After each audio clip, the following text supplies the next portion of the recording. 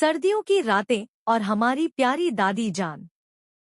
सर्दियों की वो लंबी रातें बचपन की यादों का सबसे खूबसूरत हिस्सा है। हमारी प्यारी दादी जान का घर उस समय मानो किसी जादुई दुनिया से कम नहीं लगता था। लकड़ी के दरवाजों वाला पुराना घर, जिसके आंगन में अमरूद का पेड़ और एक कोने में हाथ से चलने वाली पंचक्की रखी रहती थी। जैसे ही सर्दियां शुरू होती, दादी जान का घर महकने लगता, कभी गुड़ और तिल के लड्डुओं की महक से, तो कभी गर्म दूध और हलवे की खुशबू से। हर शाम खाना खा लेने के बाद हम सभी आंगन में दरी बिछाकर अलाव के चारों ओर बैठ जाते। लकड़ियों की जलती आग और उसकी लपटें सर्दी को मानो चुनौती देती थी। दादी जान वहीं अपने गर्म शॉल में लिपटी बैठती और हम बच्चों को कहानियों की दुनिया में ले जाती। उनकी कहानियां अनोखी होती थी। कभी बहादुर राजकुमार की, जो एक दानव से अपनी राजकुमारी को बचाने निकला था, तो कभी किसी चालाक लोमड़ी की, जो अपनी समझदारी से जंगल के बाकी जानवरों को चकमा दे देती थी।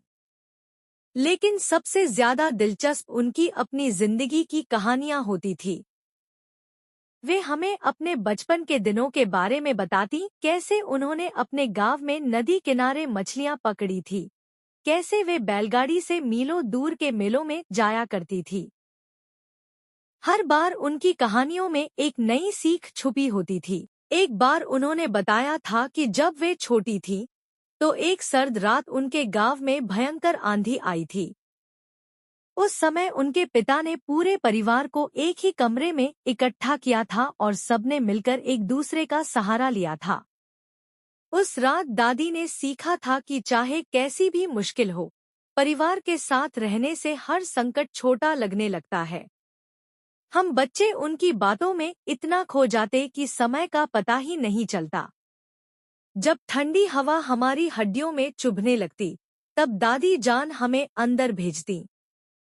अंदर जाकर हम सभी उनके मोटे रजाइयों के नीचे दुबक जाते और वहीं से दादी जान की लोरी सुनते हुए नींद की गोद में समा जाते। लेकिन दादी जान की महज कहानियां ही नहीं, उनकी छोटी छोटी बातें भी हमें बहुत कुछ सिखाती थी। जब भी घर में कोई मेहमान आता, वे उन्हें बड़े आदर के साथ बैठाती और गर्म चाय व ताज़े पकवान परोसती। हमें सिखाती कि अतिथि का सत्कार करना हमारे संस्कारों का हिस्सा है। एक बार गांव में एक बूढ़े भिखारी ने हमारे घर के दरवाजे पर दस्तक दी। हम बच्चों को उसका गंदा चेहरा और फटे कपड़े देखकर डर लगने लगा। लेकिन दादी जान ने उसे बड़े स्नेह से घर के आंगन में बुलाया, उसे भोजन करवाया और ठंड से बचने के लिए पुरानी कंबल भी दी। उन्होंने हमें समझाया कि मदद का हाथ बढ़ाना सबसे बड़ा धर्म है। सर्दियों की वो रातें और दादी जान के साथ बिताए वो पल आज भी हमारी यादों में बसे हुए हैं। वक्त के साथ हम बड़े हो गए, जिम्मेदारियां बढ़ गईं और गांव का वो घर अब उतना जीवंत नहीं रहा। लेकिन दादी जान की कहानियां और उनकी सीख आज भी हमारे जीवन का हिस्सा है।